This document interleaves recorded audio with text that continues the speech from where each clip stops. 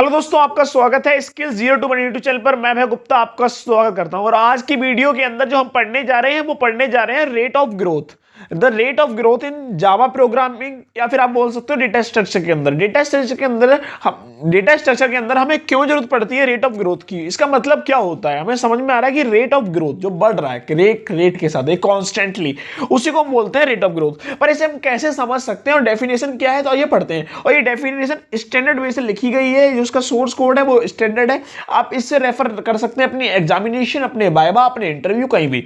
तो आइए ऐसा करते हैं। Rate of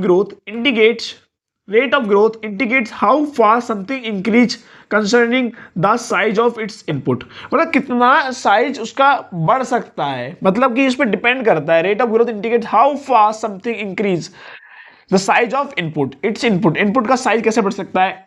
in simpler way से हम कैसे समझते हैं, it's about how quick things get बिगर। कैसे चीजें क्विक एकदम बड़ी हो सकती हैं। तो इसका मतलब ये डेफिनेशन से आपको क्लियर नहीं हुआ तो मैं एक लेमैन लैंग्वेज में आपको बता देता हूं कि रेट ऑफ ग्रोथ क्या होता है। रेट ऑफ ग्रोथ आपको बताता है कि आप जो भी इनपुट दे रहे हो या जो भी आप एल्गोरिथम लिख रहे हो, वो एल्गोरिथम हाउ कितनी फास्ट है, कितना वो ऑक्यूपाइड कर रही है स्पेस, किसके अंदर, मेमोरी के अंदर, कितना उसका एफिशिएंट रेट है। तो उससे कौन डोनेट करता है, रेट ऑफ ग्रोथ। उसका ग्रोथ का रेट, किसकी ग्रोथ का, इंप्लीमेंटेशन का। तो उससे बताता है रेट ऑफ ग्रोथ। इसे हम एग्जांपल समझ सकते हैं, बहुत इजी एग्जांपल है, आप रिलेट भी कर पाएंगे। When comparing buying a car and bicycle, जब हम कार या बाइसाइकिल लेते हैं उसे हम कंपेयर करते हैं, तो we focus on the cars cost. हम कार की कॉस्ट पे फोकस करते हैं, ये सत्य है।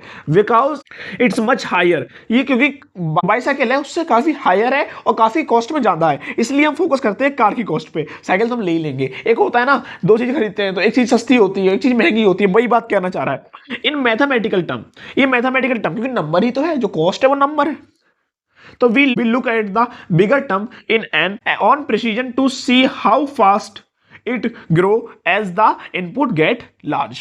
कैसे वो फास्ट करेगा, जैसे कि आपने एक एग्जांपल देखा होगा, जितने भी प्राइस टैग होते हैं 999, 999, 199, तो इसे क्यों करा जाता है। ₹1 हटाने से क्या बढ़ेगा, ₹1 हटाने से क्या ही हो जाएगा, क्या दिक्कत हो जाएगी। टैक्स में चले तो थोड़ी अलग वीडियो बन जाएगी, पर मैं आपको एक छोटा सा एग्जांपल देता हूं। जब ऐसा लिख देने से एक साइकोलॉजी होती है, इसको ये क्या होता है, राउंड ऑफ। इसे मतलब एक राउंड ऑफ तो आपके हिसाब से 1000 होना चाहिए, पर हमारा माइंड कंसीडर करता है ये ₹900 के आसपास है, अरे ₹100 के आसपास है। इतना बड़ा अमाउंट नेग्लिजिबल हो जाता है। तो ऐसी कार का होता है, हम कार लेने गए, कार की हायर अमाउंट होगी, आपको पता है कार महंगी मिलेगी, बाइसाइकिल सस्ती मिलेगी, तो बाइसाइकिल का हम रेट कम चेंज लेते हैं। छोटी चीज में हम प्रॉब्लम नहीं करते हैं, बड़ी चीज प्रॉब्लम हो जाती है। तो ये एग्जांपल बता रहा है, पर एक स्टैंडर्ड में यही है कि जब हम कोई एल्गोरिथम लिख रहे हैं तो उसका कितना वो ले रही है, कंज्यूम कर रही है स्पेस को, एक कम कंज्यूम कर रही है। कौन फास्ट है, हम जो फास्ट होगी उसको लेंगे या जो स्लो होगी उस। एब्सोल्युटली आपको आंसर पता है कि क्या हम लेने वाले हैं। तो यहां तक हमारी वीडियो खत्म होती है कि रेट ऑफ ग्रोथ क्या होता है। अब नेक्स्ट वीडियो के अंदर हम कुछ रेट ऑफ ग्रोथ के नोटेशन होते हैं,